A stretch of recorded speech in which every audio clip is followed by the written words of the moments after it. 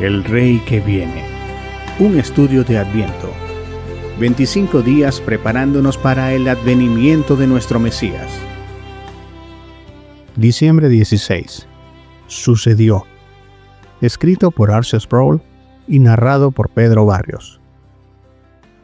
Aconteció en aquellos días que salió un decreto de parte de César Augusto para que se hiciera un censo en todo el mundo habitado. Este fue el primer censo que se hizo mientras Cirenio era gobernador de Siria, e iban todos a ser inscritos, cada uno a su propia ciudad.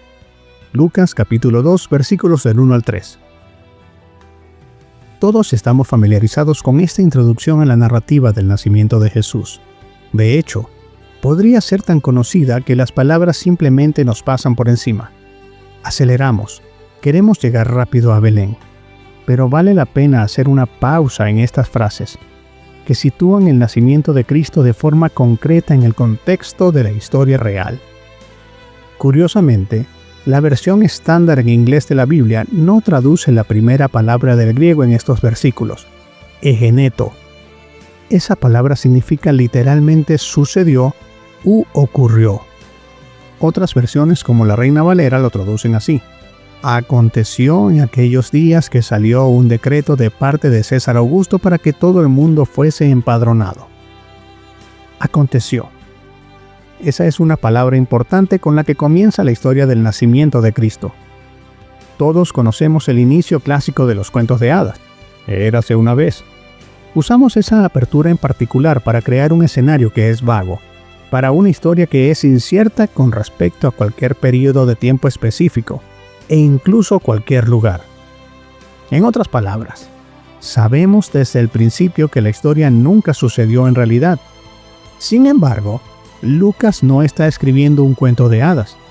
Lo que él está diciendo es que algo sucedió, y lo que sucedió tuvo lugar en el tiempo y en el espacio. Algo pasó, y él lo registró. Lucas ya había indicado en el prefacio de su evangelio que ha llevado a cabo su propia investigación al escribir este relato, entrevistando a testigos oculares y todo eso, como lo vemos en el capítulo 1, versículos 1 y 2. Las afirmaciones que está haciendo aquí son afirmaciones de la historia. La mayoría de nosotros damos esto por sentado, pero no deberíamos. Vale la pena compararlo con otras fes y creencias. Para los griegos, por ejemplo, las actividades de sus dioses no estaban relacionadas con la historia, eran mitológicas. ¿Conocen la historia del nacimiento de la diosa Atenea? Los griegos creían que ella salió completamente vestida directamente de la cabeza de su padre Zeus.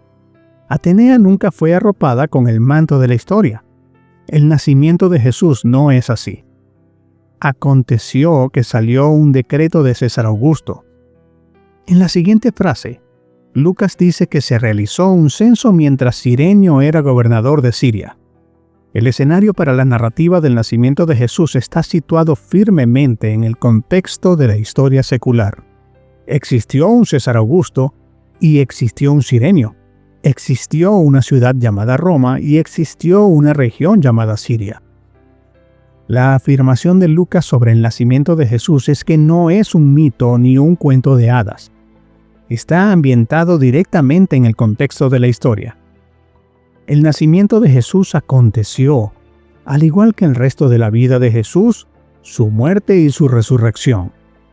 En 2 de Pedro 1:16, Pedro hace este comentario: porque no les dimos a conocer el poder y la venida de nuestro Señor Jesucristo siguiendo fábulas artificiosas, sino porque fuimos testigos oculares de su majestad. Él no está hablando del nacimiento de Jesús, por supuesto, sino de la transfiguración, el momento en el que la majestad de la gloria de Cristo traspasó el velo de su humanidad y sus discípulos lo vieron. Pero el punto sigue siendo el mismo. Pedro busca establecer a sus lectores en la verdad, como lo dice en el versículo 12. Y también en el versículo 15 dice: haré todo lo posible para que después de mi partida ustedes puedan recordar estas cosas en cualquier momento. Sucedió, y este es un punto crucial para que la comunidad cristiana lo entienda y lo acepte.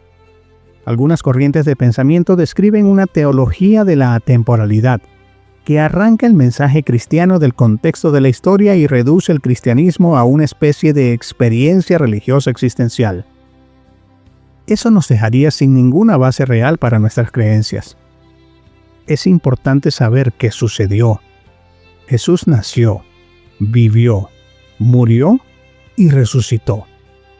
Esas son verdades en las que podemos estar firmes. Esa es historia sobre la cual podemos construir nuestras vidas.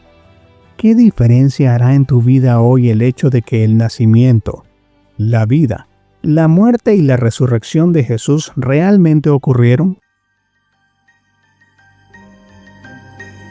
Y así concluimos el estudio de hoy, invitándolos a meditar en cada verdad que encontraremos en estos 25 días de Adviento hasta el advenimiento de nuestro Señor.